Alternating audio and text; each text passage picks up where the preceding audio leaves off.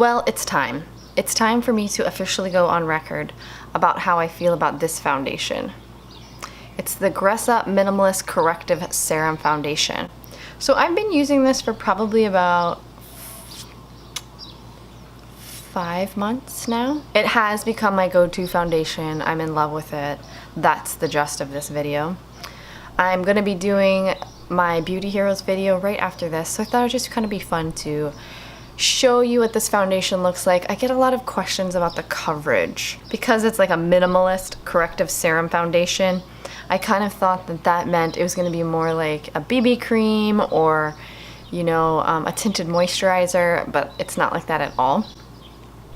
So what I originally did was I think I bought the sample pack from Integrity Botanicals that has like 4 colors. The bummer thing is you can't pick the 4 colors, so I would have liked to have tried, it comes in 11 shades total. I would have liked to have tried 3, 4, 5, and 6, but I could only pick 5, 6, 7, and 8 in like a shade pack.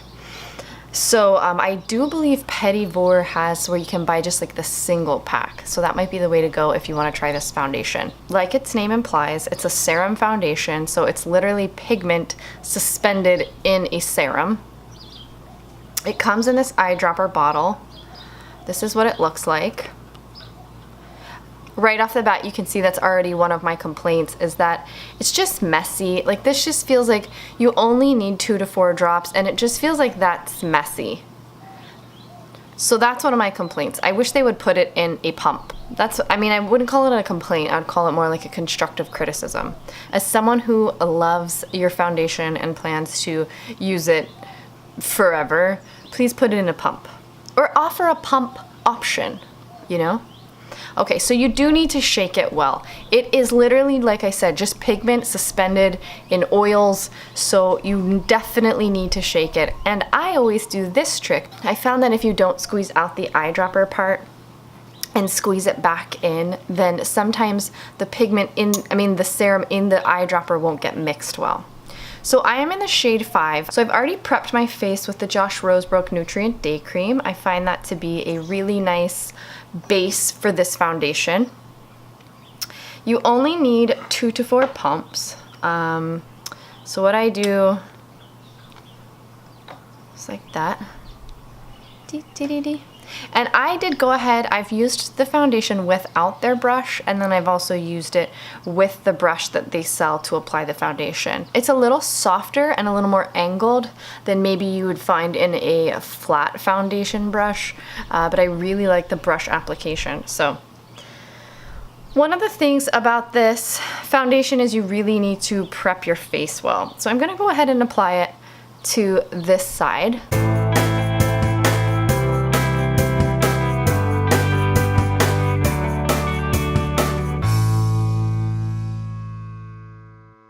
I've been really impressed that I can wear this as an all-over foundation with the varying discoloration I have, because my base tone is yellow, but my hyperpigmentation is reddish brown. And so one thing that I've really loved about this foundation is that it looks good, even though I've got it over both areas of different skin color.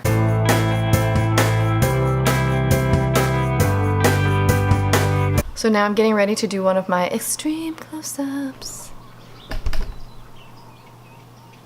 So if you can see here, here's the side with the foundation. Like, my skin looks exactly like skin. You still notice that I have hyperpigmentation, but it's lessened. My skin just overall looks really healthy, really glowy. And then this is the other side of my face without the foundation. So see my reddish brownish patches, see my under eyes. What I love about it is, over my 14E foundation that I also love, is I don't feel the need to put on any other makeup other than this if I want to go to the store. Whereas with my 14E foundation, I feel the need to do blush, brows, mascara. This just gives me the confidence that I'm looking for, that my hyperpigmentation is just a little bit covered. I still look and feel 100% like myself. You know, this is the extra I need for this side of my face. Some of the complaints I've seen about it is people say that it settles into fine lines. I would say that's true to some degree. You might need a primer depending on how you feel about it. I feel like if you're exfoliating well and you have a nice moisturizer underneath it, it's not a problem for me. On days I haven't prepped my skin as well, I can see that, people saying that, but I happen to love it. Even my mom, who hates it when I wear foundation, agrees that like this looks good. Okay, it's a Gressa kind of day. All my makeup has been converted to Gressa. Here I'm going to use my Lumiere and Amelia. This is the coral tone. I also have the, this is how much I need.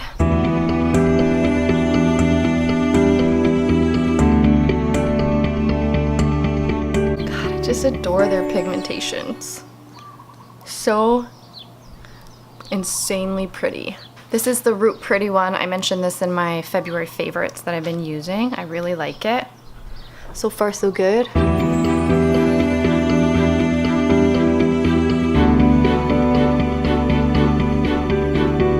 How about that face? I feel really good wearing this foundation. Like I said, I feel like myself and I look like myself. Pros are definitely, like I said, the ingredients are wonderful. It's based in broccoli seed oil. It has neem in it. You're not gonna find cleaner ingredients in a foundation, in my opinion. You need very little product. Once you open the product, it has a shelf life of a year. I feel like that's really good for a green beauty foundation. I feel like the quality of the pigmentation from an artist's perspective is really natural to true life. The cons would be, like I said, it does settle in fine lines. It does cling to dry patches. It is $54 for this 0.5 ounces, 15 mLs. Like I said, I feel like that's gonna last you a really long time. I also find that for somebody not very experienced with makeup, this is a really easy product to use. I feel like it's really forgiving.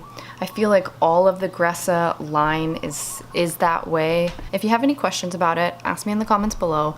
Pretty much everybody that has asked questions about it has asked about the coverage.